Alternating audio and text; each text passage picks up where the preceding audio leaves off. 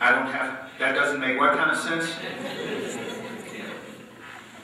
I mean, the fact that you don't know about it is a part of the what? Because somebody knows about it. Somebody knows. I don't expect you to be on the cutting edge of racism and sexism the way I am. But we are sharing a culture with people not always up to good things. I'm sure many of you have seen this game, Border Patrol. How many of you have seen this game? Actually, they had a special on CNN. You shoot the person as they cross the border and they explode, and one of the people is a pregnant woman, and she explodes in blood. I had pre-college students show me this game and some of the other games, because when I don't know if you noticed this, when I walk into a room, I just talk to young people, and I want to know, what are you doing, what are you thinking, where are you going, what's happening, okay?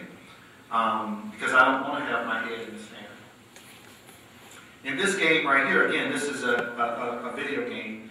You just walk around people and they explode and you kill other people.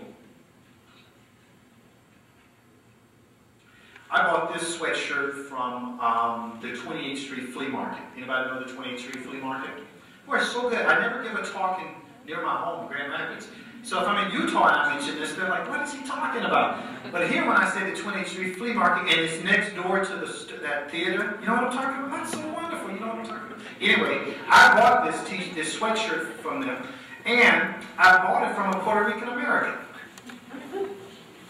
Now, I am convinced in our culture that people my age, my generation, did a poor job of educating our children in terms of being sensitive to issues.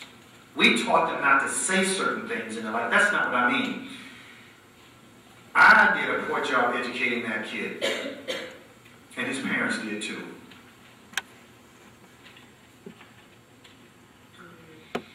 You know, as I didn't actually make this point about Mr. Hardaway.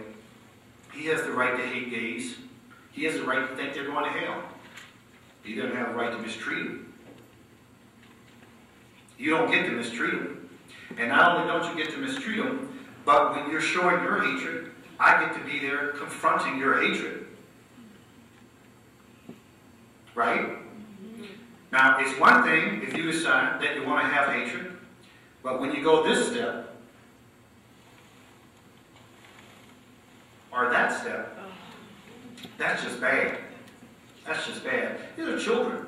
You know what that reminds me of? I remember, and I can't find it, but there was a picture of a Klan person in their regalia with Tim, I don't know if you remember seeing it, with a child also in one. And I can't find, and in the museum, we actually have an adult male robe and an adult female robe.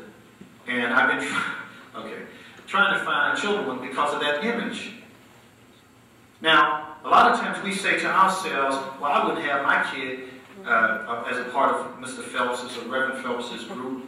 That's just horrible. It's heinous and all. But you know what? You don't have to have your kid out there to be expressing those sentiments, right? No, you don't. You laugh at the joke.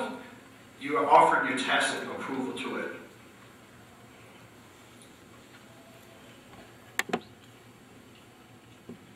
I don't know what's going on in Abercrombie and Fitch, but they got a problem with Asian Americans. And they are continuous, and it's not just them, it's also Burlington Coat Factory, which by the way is more than a coat factory. They have constant stock their material with anti-Asian stuff, and I'll give you another store that does it, Spencer's, in the shopping malls, and they just don't stop doing it. By the way, I've learned my lesson after 30 years of collecting garbage, and I consider myself a garbage man, but I've learned something after 30 years. You buy the stuff first, and then you have the conversation with the person. Because when I was your age, and I was doing what I'm doing, I would go in, and all I left the store with was the argument. That's all, just the argument. This mask here, and I have to tell you the story, I tell it everywhere, but I gave a talk at an honors group from different colleges. And I said to them, how many of you believe this is offensive? And all the students raised their hands. And then I said, how many of you believe it's racist? And about half the students raised their hands. And then I said to the ones who did not think it was racist, what would it take to make this racist? And they said, make it black. And that's deep.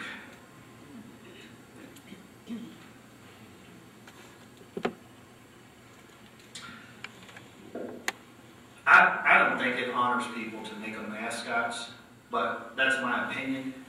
I do think this right here, that if you want to use indigenous people as mascots, it would make some sense to go and sit down with tribal leaders and be honest and say what Florida State University said. Say this, we got a lot of money in this mascot. When we started this institution, we didn't have you in our minds. We weren't thinking about you. This was an institution that was created by whites, for whites, and we made a mistake. We want to keep the mascot. Is there any way we can keep this mascot in a way that is acceptable to you? You know what that is? That's respect. As opposed to the University of Illinois, where every touchdown, you have a guy come out there and mock a burial ceremony. If you're going to mock religious ceremonies, can you imagine? When I was a kid, I played baseball in the Atlanta Braves farm system. When, at the major league level, when someone would hit a home run, Hank Aaron or Rico Carty or one of the Alou brothers would hit a home run, Chief Nakahoma would come out and do what was in effect a religious ritual. Can you imagine if after every home run, somebody baptized somebody in the name of the Father, the Son, and the Holy Ghost? Hello? I don't think so. We treat poor whites in much the same way that we treat racial groups. One of the exhibits I have over there, one of the things I say is it's like we have these two extreme categories. On the one hand, you have the Waltons, noble, Christian, patriotic, hard-working group. That's one way we look at poor whites. The other way we look at them is as white trash, rednecks, trailer trash. Just think of the movie Deliverance. That's wrong. Classism is wrong. Bless their hearts, these two young girls, they sang songs. Well, let's just put it this way. To them, I'm a mud person. I'm an inferior being. It doesn't matter to them that I graduated from The Ohio State University or any other school. I am a mud person. I am a mongrel. I am the scourge of America. I am everything wrong with America. And you too. Not just me.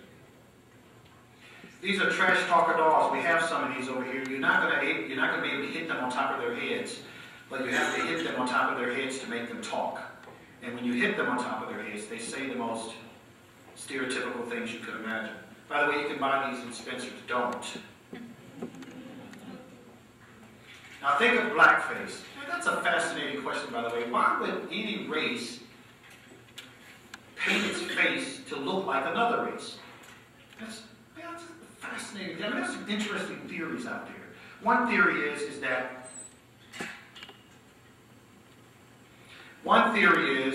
that it was a way for whites to release tension.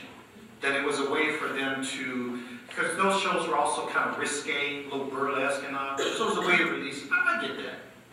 I mean, people need to let tension out. Minstrel shows all over this country. You know what's kind of heartbreaking to me, because I'm a religious man? Churches used to put on blackface minstrel shows. I mean, that's just... I have an album cover in the museum, and it has Amos and Andy dressed in blackface singing the Lord's Prayer. That's brutal. Now, why do I mention that today? Because I want to show you that blackface did not die.